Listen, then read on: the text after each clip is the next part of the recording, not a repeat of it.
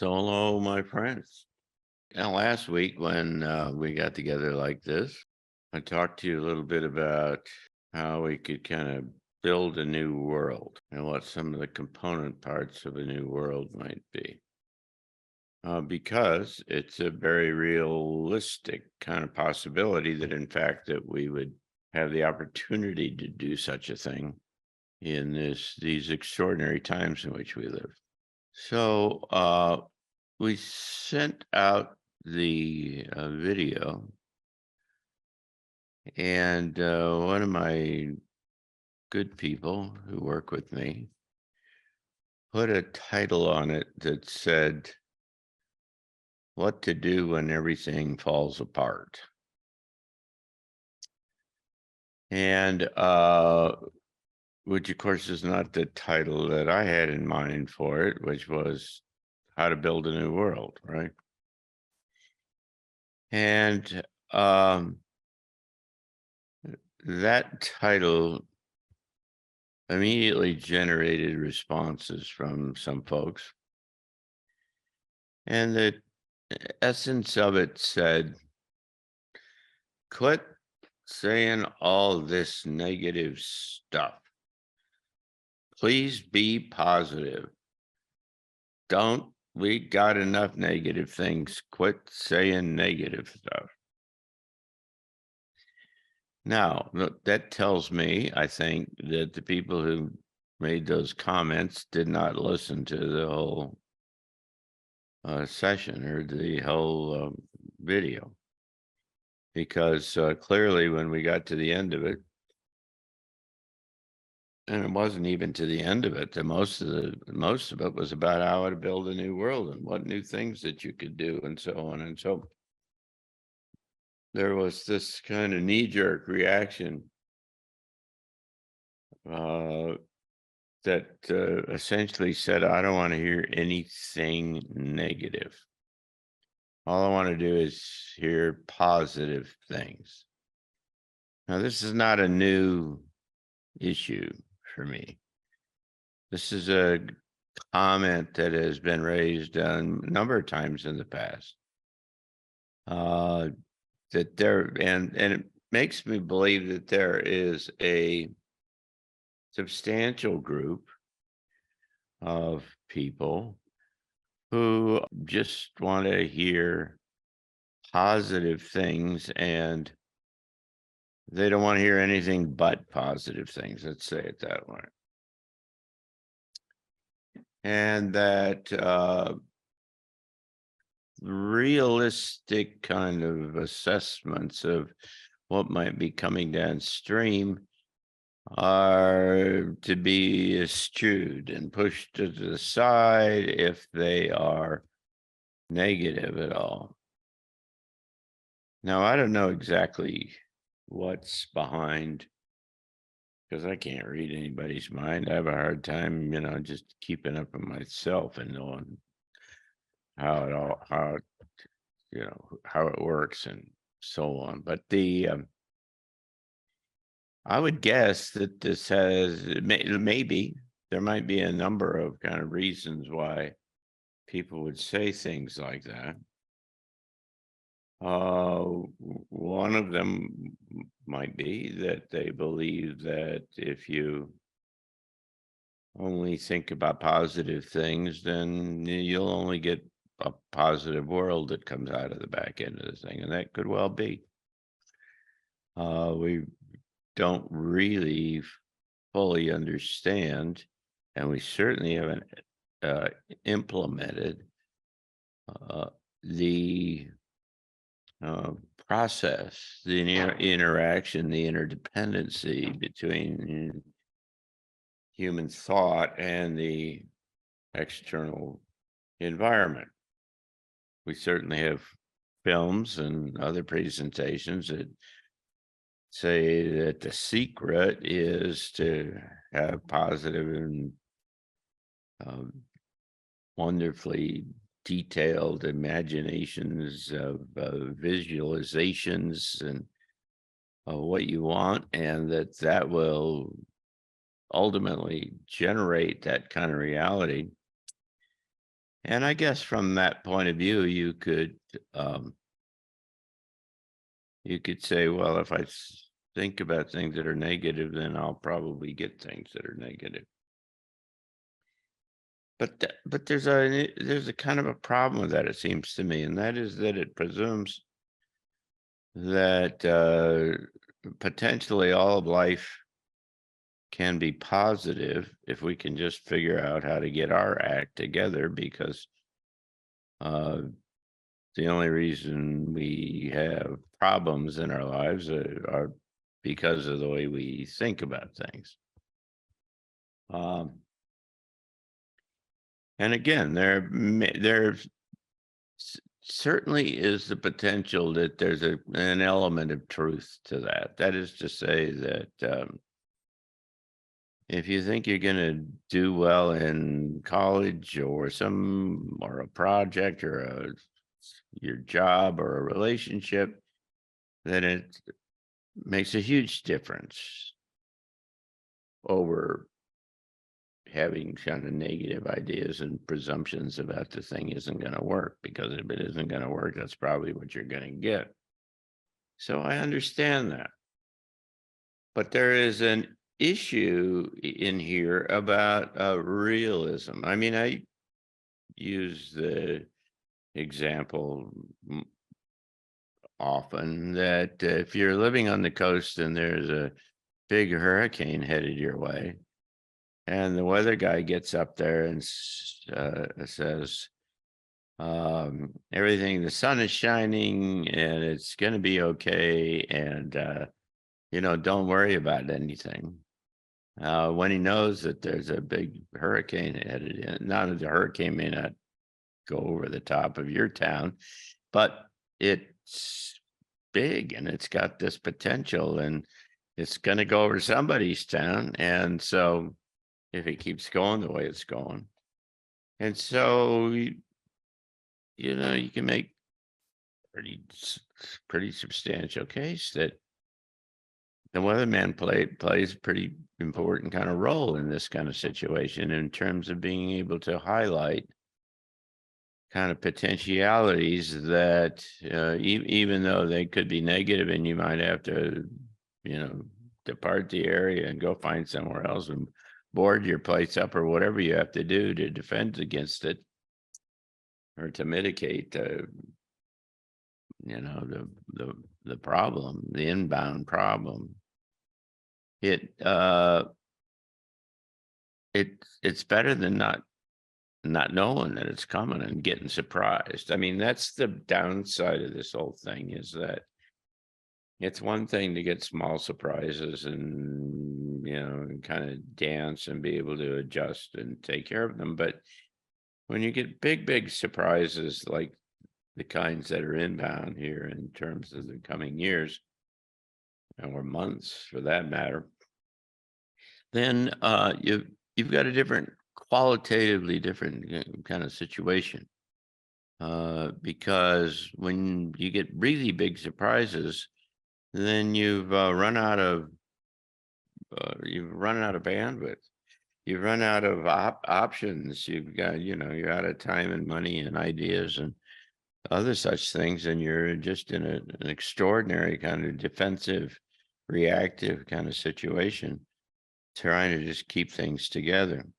I mean, I'm reminded about that in terms of being here in Berkeley Springs, and it's kind of obvious to a lot of folks who listen to some of the things that I talk about, is that I run the emergency communications for the county, and in case there's a big disaster of some sort that knocks down the regular communications, and so that we have some kind of backup. And so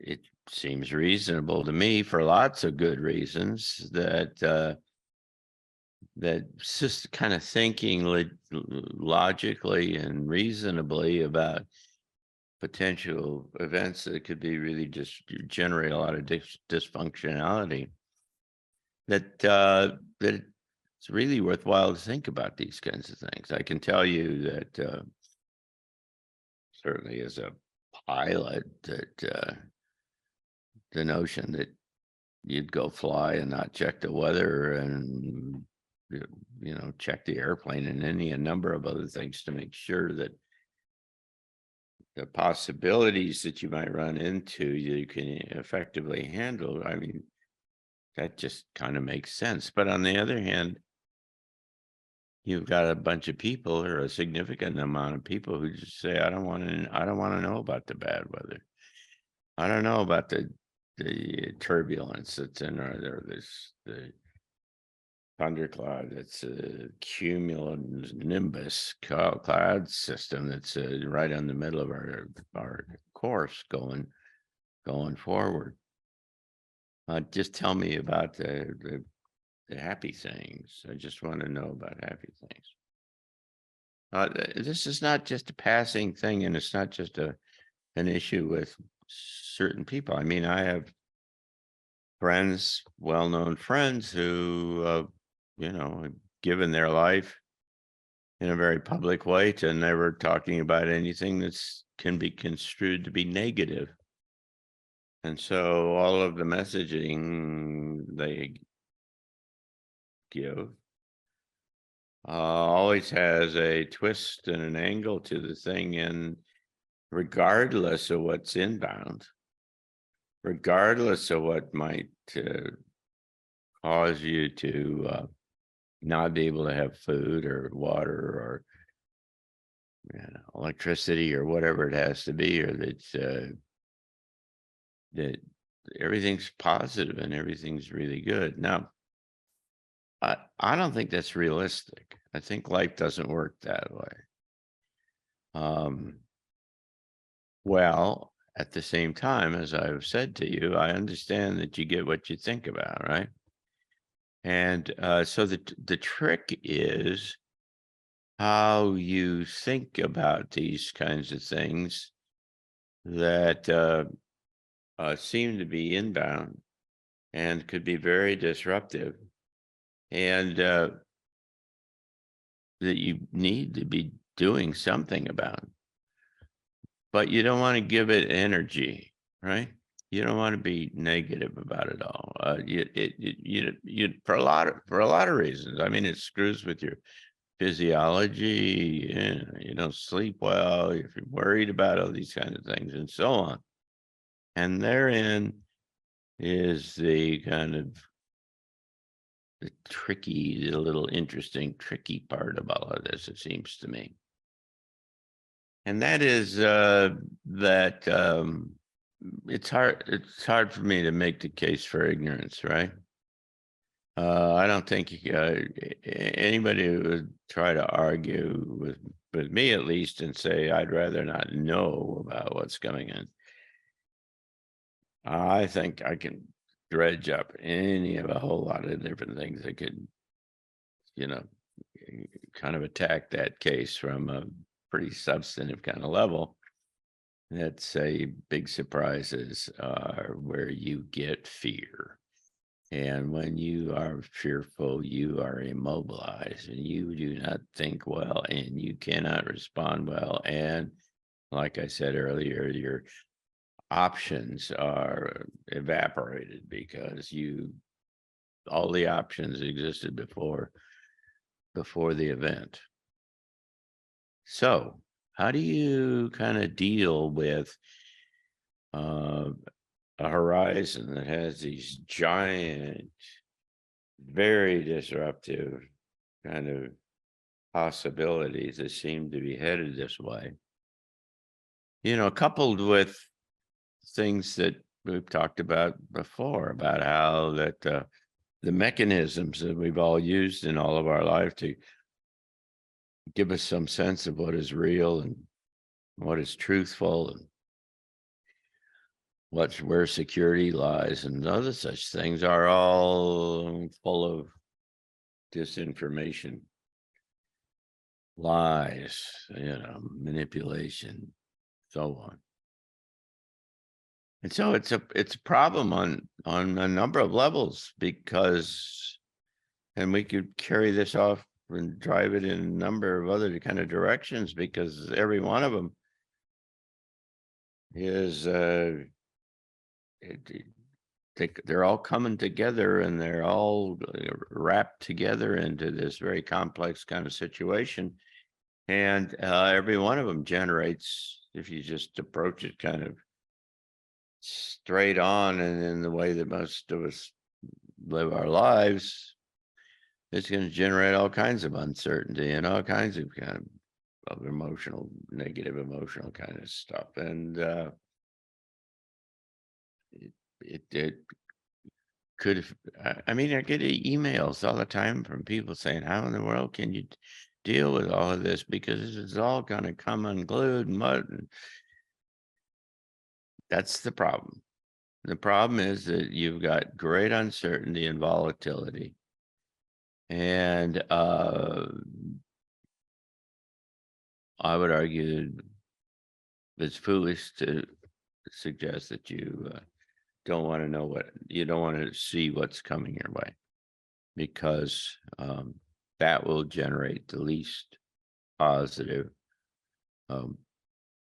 opportunity, response that you can generate. So how do you do this? It seems to me that there is a very simple, and it's relatively easy to kind of do once you kind of get the sense of it and you figure out how to do it. But there is a process of which you think about, you look at and think about and read about and try to find out about all of these all of these things, these anomalies, these big changes, these structural upheaval, all of this kind of stuff, so that you have some idea about it. But it's just in your head. It's not in your heart. Now, because when you start to internalize it, that's where you start to get all the emotional kind of stuff, and you stay awake at night worrying about what's going to happen. And that doesn't do you any good. That's where the real problem is. So the trick is, how do you become aware? How do you become informed, but not give energy to the possibilities? Now, one of the things that helps me is, as I've suggested many times in this kind of forum, is that you got to keep in the back of your mind that this is all a big play, or this is a game, or some other kind of thing. That there is a lack of permanence and substance to the reality that we all see around us.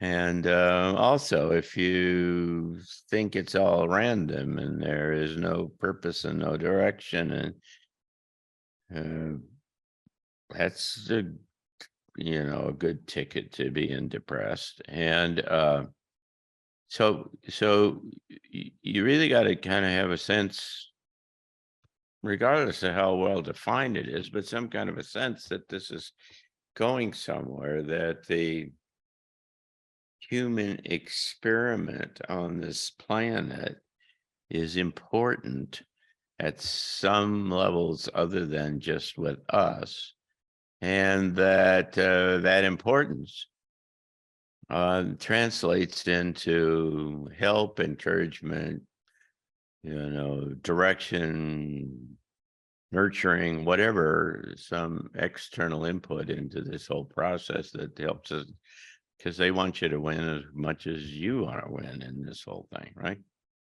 I mean, that's the whole idea. It's spring here in West Virginia, and so we're all going out and doing gardens and other kind of things, and so we're trying to nurture these little plants that are all coming up and so on. And they really wouldn't come up if we didn't water them on a regular basis, and if we didn't take care of them, and if we didn't try to look at them on a regular, and try to figure out what do they need and what kind of fertilizer and whatever. And certainly if we didn't put a fence around the outside so the deer couldn't get in there and eat them all. So, I mean, there's a nice kind of congruency, it seems to me, about this, and that is that we're not in this thing by ourselves. And then, of course, it works its way into the notion that it's a loving, environment. This is benign in the end. And it becomes that way, particularly when you engage at that level. Again, you get what you think about. But that kind of thinking is the one we've talked in the past about manifestation. And I have read, I'm sure, 20 books at least about manifestation and what it takes. And I've read the most effective guys who have been able to pull this off and do it like crazy. And there's a fundamental kind of principle that goes with manifestation. It's two parts. There may be three, but anyway, there's two here to talk about. And one of them is that you have to visualize and you have to think about what it is that you want for a future, whatever that specific future is. That is to say, you can't have a general feeling of goodness and love and well-being. If you want something specific to happen in the future in terms of a job or whatever it is, college degree, whatever the thing is that is somewhere on your horizon, and you would think that you have to think about it and you have to visualize it, and there's mechanisms to do that, but that's not enough. What you then have to do is you have to generate that emotional power, that emotional strength, that emotional overlay that says, I want it, and that you feel it and you good and you have emotional attachment to it. That's how you manifest a future. And so if you don't want to manifest the negative future that we see coming in, then you don't want to give it the energy. You want to just keep it in your head, and you keep it as your head at a kind of arm's length. You watch all these things and you look at this stuff. Man, I do this all the time. I was trying to tell somebody yesterday, or asking how I get done with all the stuff I do. Well, I said, well, I work till 10 or 11 every night, and then I wake up for 2 hours in the middle of the night and read a bunch of stuff. And if you just do that, then you can, it'll help, I guess. But you cannot internalize all of that stuff, because even just the approach to that amount of information is really, God, I mean, it's easy to throw up your hands and say, God, there's no way in the world you can figure this out. And these guys are all lying to us, and there's no, and they're trying to blow up the world, and all the supply chains are collapsing, and they're trying to do World War III, and if you run down that track, and you engage and you embrace those kinds of things. I mean, that's literally one of the reasons why I don't do politics anymore. Because politics, you got to believe in these guys, and you got to believe in the process, and you give energy and you care about that kind of stuff. And if you care about it, then it's got you. That's what all the narrative information that the media and the government and whoever else and all the advertising is all trying to do, is get you to care about something. And if you don't care about it, then you can watch it at arm's length, and it becomes, for me at least, a very interesting kind of a novel thing. You watch it and you say, well, that's kind of cool. I wonder what they're gonna do next. I mean, they could do this, they could do that, they could this, but it's all intellectual kind of. It's all in your mind. It's not in your heart because I don't care. I try not to care about any of this because I know that if I care about it, I get sucked into it. It sucks you into the machine.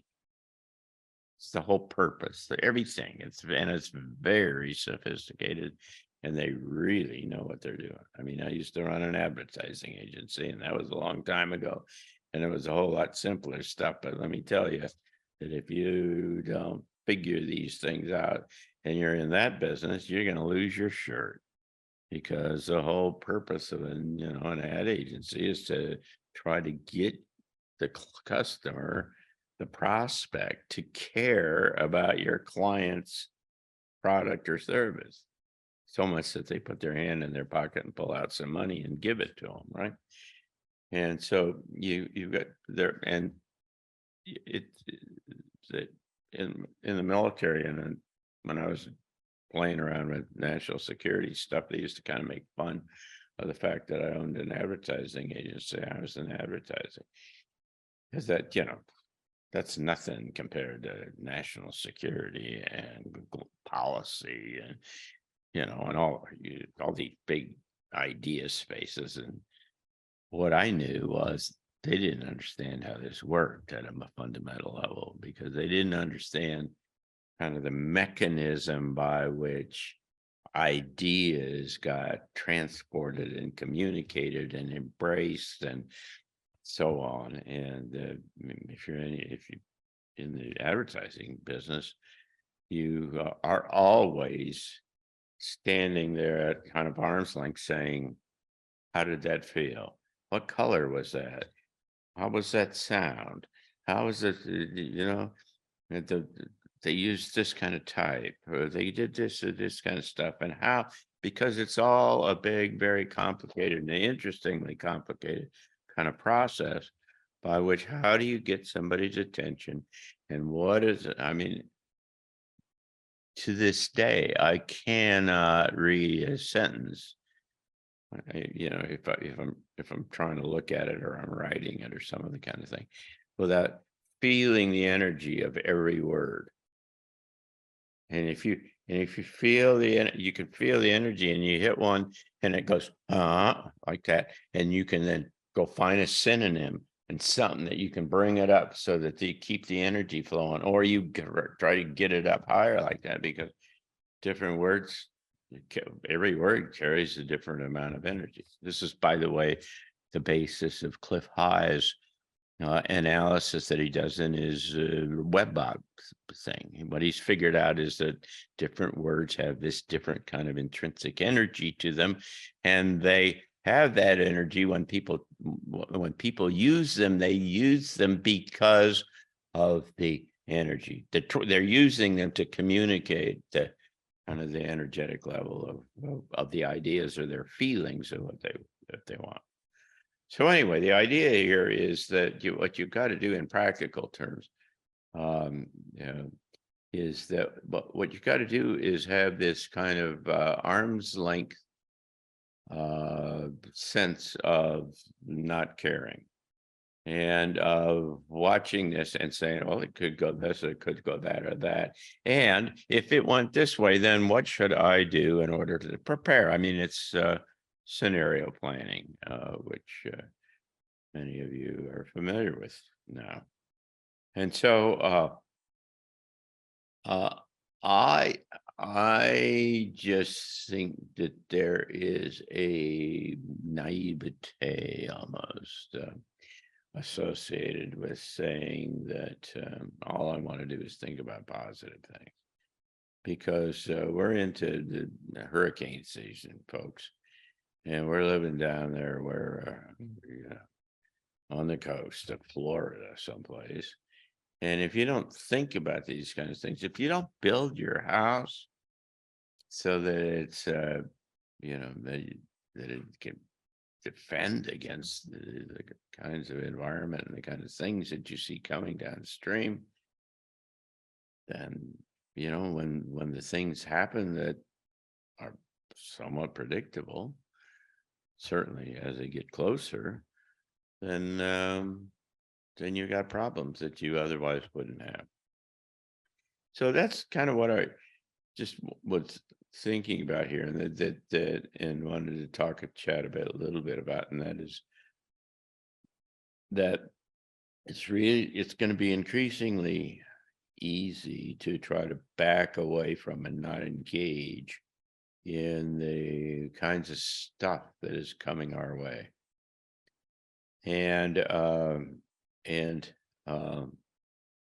again, ignorance, there's no argument for it. Never is there an argument for ignorance. Or in this kind of an environment. I mean, the more we know about what the possibilities are, the more options then are generated in our minds by understanding and having thought about these things in advance. And so it's important to do that. But it's important to do that coolly, that you don't give it the emotions, and that you can do it at arm's length, and that you can kind of play with it, and you say, wow, if that thing turned to the right, then it'd generate these kinds of possibilities and that kind of stuff. And yeah, I could then, if I took the side road rather than down the main road, I could get around that, those kinds of things.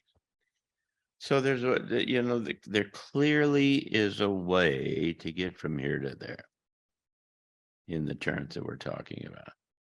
Otherwise, there would be no, there would be no, it would be like some kind of a game that you couldn't win, right? And that you got yourself into the middle of some amazing kind of video game or whatever kind of game, and 3/4 of the way into it, you figure out it's impossible to win this game, that they built the rules such that it was is designed to frustrate and screw with people and eat up all of their time and their effort and their resources. Well, you best to not think that that's what this life experience is about. There's a way to win this one. And what our job is to do is to figure out how to do that.